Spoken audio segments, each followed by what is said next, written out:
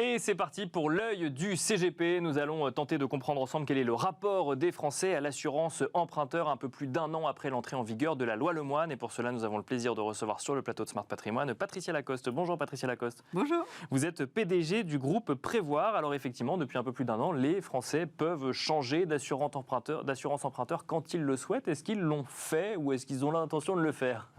Alors, d'abord, deux minutes sur Prévoir. Prévoir, c'est un groupe d'assurance familiale, indépendant, centenaire.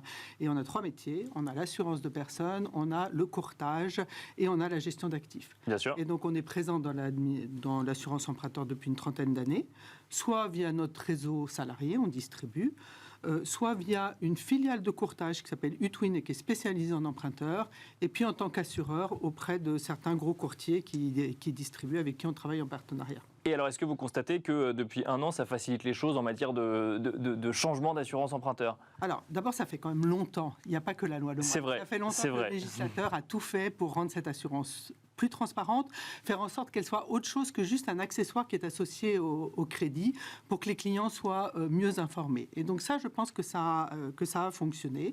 C'est-à-dire qu'aujourd'hui, les clients sont mieux informés. Nous, on a fait une enquête auprès des consommateurs et ça dit qu'à plus de 80%, ils savent qu'on peut changer d'emprunteur quand on veut. C'est quand même énorme. Bien sûr.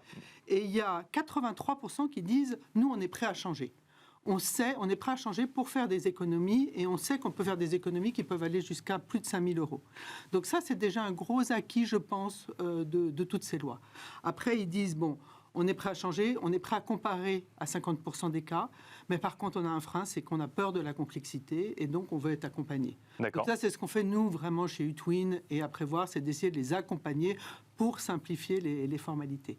Alors, je reviens sur la loi Lemoine, qui est la dernière. Oui, bien sûr. Date, qui, elle, permet de changer à tout moment, contrairement aux autres lois qui permettaient de changer à des dates anniversaires. Exactement. Donc, elle avait deux choses principales. Elle permet de changer à tout moment son assurance emprunteur. Et la deuxième chose, c'est qu'elle dispensait des formalités médicales pour les prêts qui étaient les petits prêts, enfin les prêts inférieurs à 200 000 €, à condition d'avoir remboursé avant 60 ans. Bien sûr.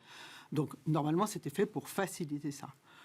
Aujourd'hui, je pense que c'est un peu difficile de savoir quel est l'effet réel de la loi Lemoine, parce qu'entre-temps, il y a eu l'augmentation des taux d'intérêt et une baisse considérable des crédits. Au fond, cette assurance emprunteur, elle suit le marché de l'immobilier.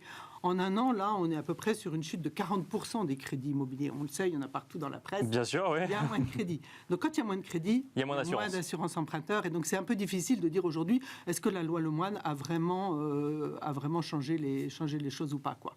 Voilà. Est-ce que pour autant, c'est pas un élément à prendre en compte justement quand on voit une chute des crédits ou des taux qui sont un peu plus élevés et donc on peut emprunter un peu moins? Cet argument de négociation de l'assurance emprunteur ne rentre pas en compte, ou à l'inverse, comme les taux sont plus élevés, les taux de crédit immobilier sont plus élevés, on voit moins l'impact de l'assurance emprunteur?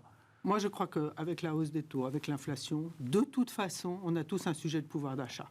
Et l'assurance emprunteur, c'est une belle occasion de faire baisser le coût globalement de son crédit et de son assurance. Bien sûr. Et donc moi, si j'avais deux conseils à donner aux consommateurs, c'est deux choses. La première, c'est de dire, regardez bien votre contrat en assurance emprunteur, regardez bien les garanties, regardez bien les exclusions.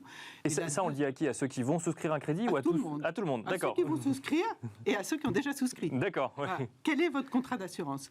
Et ensuite, la deuxième chose, je leur dis, c'est comparer. Comparer absolument avec d'autres assureurs, avec d'autres prestataires, pour voir s'il n'y a pas un contrat qui, à garantie égale, voire même au-dessus, serait moins cher et vous permettrait. Et de toute façon, dans tous les cas, il faut comparer et ça peut être un très bon levier d'améliorer son pouvoir d'achat.